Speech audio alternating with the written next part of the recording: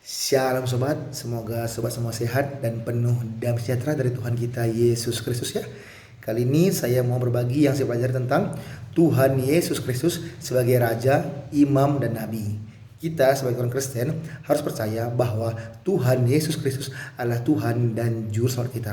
Namun kali ini saya mau berbagi juga tentang Tuhan Yesus Kristus sebagai Raja, Imam, dan Nabi.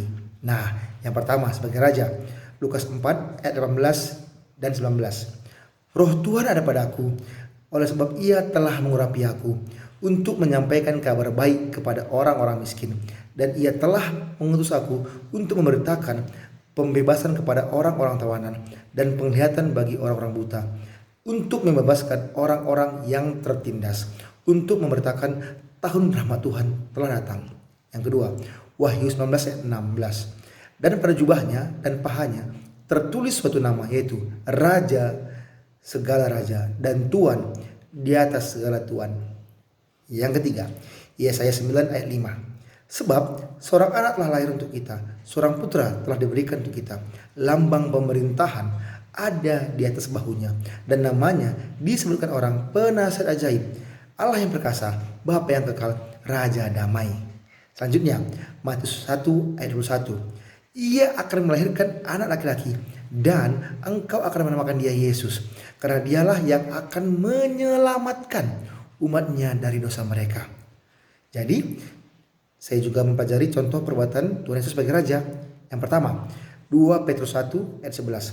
Dengan demikian kepada kamu akan dikaruniakan hak penuh untuk memasuki kerajaan kekal, yaitu kerajaan Tuhan dan Juru Selamat kita Yesus Kristus. Jadi kita yang percaya kepada Tuhan Yesus Kristus akan disediakan kerajaan yang kekal, yaitu surga, yaitu kerajaan Tuhan dan Juru Selamat kita Tuhan Yesus Kristus.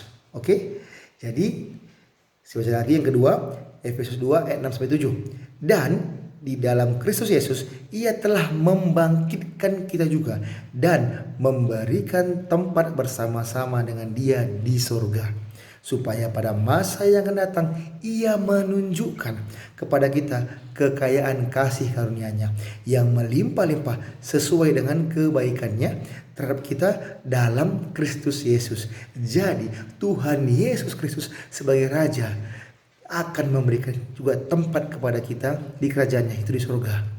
Oke sobat, ini adalah tugas Tuhan Yesus sebagai Raja, di mana kita yang percaya padanya akan juga bersama-sama dalam kerajaan yang kekal, yaitu apa? Di surga, yaitu kerajaan Tuhan dan Juru Selamat kita Yesus Kristus.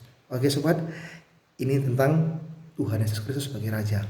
Yang kedua, kita akan pelajari Tuhan Yesus Kristus sebagai Imam. Saya baca Ibrani 3 ayat 1. Sebab itu, hai saudara-saudara yang kudus, yang mendapat bagian dalam panggilan surgawi, pandanglah kepada Rasul dan Imam besar yang kita akui, yaitu Yesus.